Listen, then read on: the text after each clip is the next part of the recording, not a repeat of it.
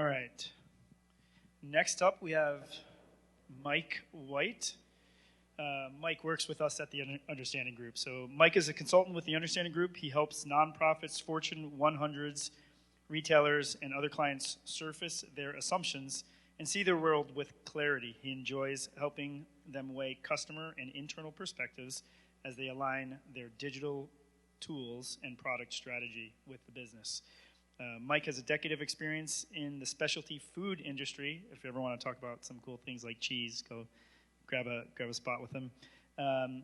As a buyer, trainer, manager, and cheesemonger, focusing on coworker and customer well-being, and led him to concepts like human-centered design, UX research, and ultimately to his current work as an information architect. With that, I give you Mr. Mike White. Thanks, Jason. You almost got the clap going. I appreciate it. Anyway, so like Jason was saying, I work at TUG, and I also am a graduate of the MSI program. I graduated in 2020, and before that, I worked with food for a long time, since I was like 14 years old. And so with that, like, a lot of my vocabulary for things is food related. And so with that in mind, the metaphor that I'm going to be sharing isn't very deep at all. It's literally just a visual metaphor. I didn't really get into like different shapes of pasta and different styles of preparation or anything. Okay, this is just a quick, easy thing. And also, it was mostly put together in like multiple fever dreams of like parenthood. I've got like a newborn at home, and some of the visuals, I hope they're not too scary for you. Regardless, like I was saying, I work at TUG. I help clients. Generally, I could chart a path forward. So that could be that they want to make some organizational changes or operational changes. It could be that they want to make changes to their products or their services. Regardless of whatever change that is, typically they want to start off with some sort of understanding of clarity of where they are currently. And when I started working there, I started seeing in our projects these diagrams, these models that were just these like really loopy, interconnected, interwoven things. And especially when you don't create one, it's really difficult to understand what they are. But even when I look at ones from 2 years ago when I started there, I even get lost on my own. So this would be something that I would call like a spaghetti model. And it's something that, you know, you can sort of see from where you sit, like there's a certain number of things there, they're connected, there's relationships there. And it's really important to go through this more as an internal exercise oftentimes. This is when I'm creating sort of my mental model for what's going on with the client's world. And it doesn't always have clarity to it because it's real life. You know, this is sort of messy. This is the reality of a lot of the work that we do with people. And honestly, though, they do start innocently enough. You know, there's usually just a relationship. You have a meatball thing connected to another meatball thing through some sort of relationship. And there's other meatball type things too. Sorry about like the scary meatball person thing over on the left. Like maybe that actor, that sort of person interacts, maybe ate the other meatball on the right. Maybe they made the meatball on the right. Then there could be other types of meatball things as well. Like there could be places. Those could be digital places, websites, pieces of software. It could be a physical space as well. Maybe this is a thing that was made in a specific place. Maybe the meatball was made in this kitchen or something.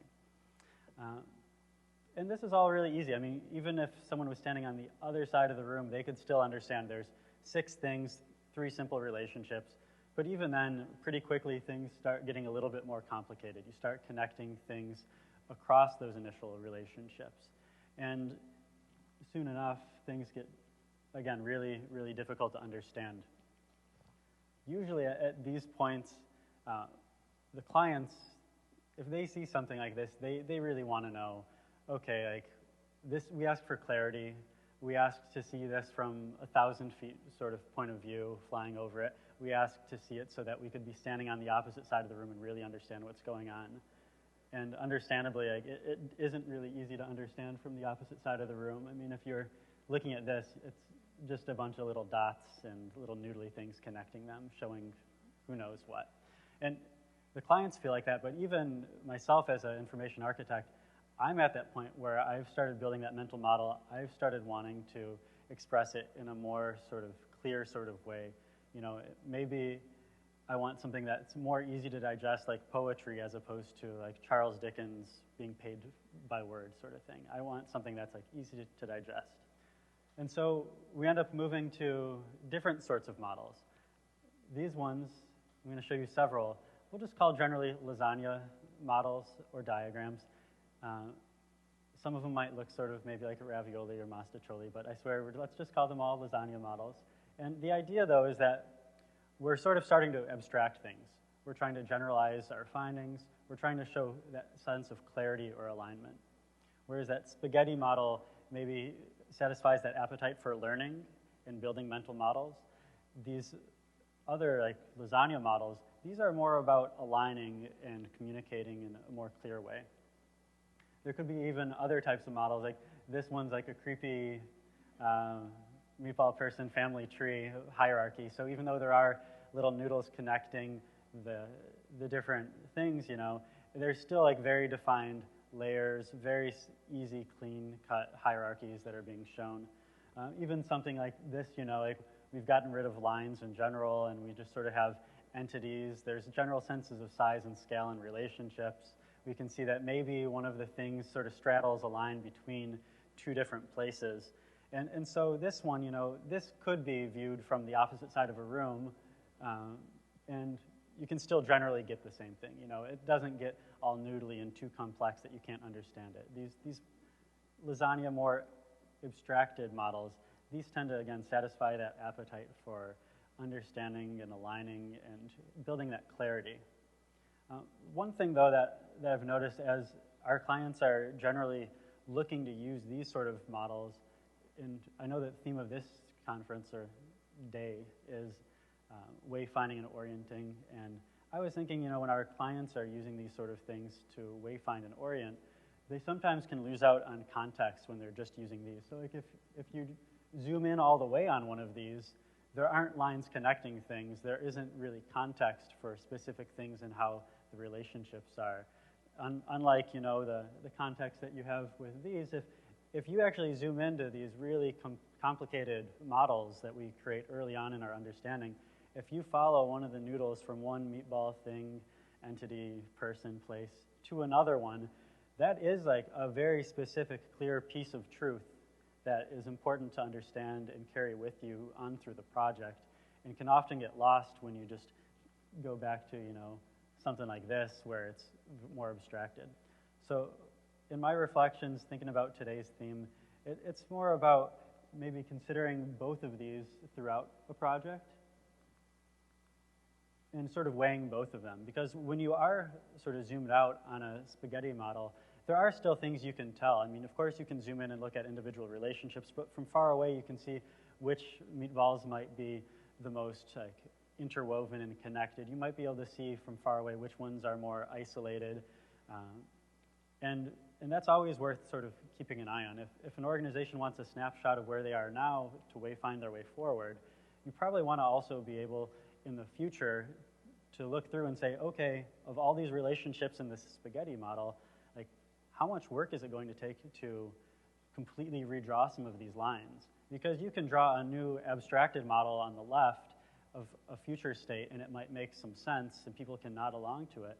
But there's actual work involved in each one of the relationships in a spaghetti diagram. You actually have to think, okay, like, which one of these would we have to remove? Which one of these relationships would we have to add? Which one of these meatballs is no longer going to be part of our world? Which ones are we going to remove or add or change the nature of? And so these are just some thoughts that I wanted to share with everyone today. Again, thanks for bearing with the fun visuals and very shallow metaphors of pasta. If you ever want to talk about these things, feel free to get in touch with me. My name's Mike, and I live just over in Ypsilanti, and I work in town with the Understanding Group. You can send me an email at mike@understandinggroup.com or find me on LinkedIn, or you can probably find me at like a local donut shop or just walking around the neighborhood with my new daughter. And yeah, I'm going to be around just for a little bit today because I do have to get back for the baby. But please get in touch. I love meeting new people. I love talking about how you do work, how I do work. So thanks so much, everyone.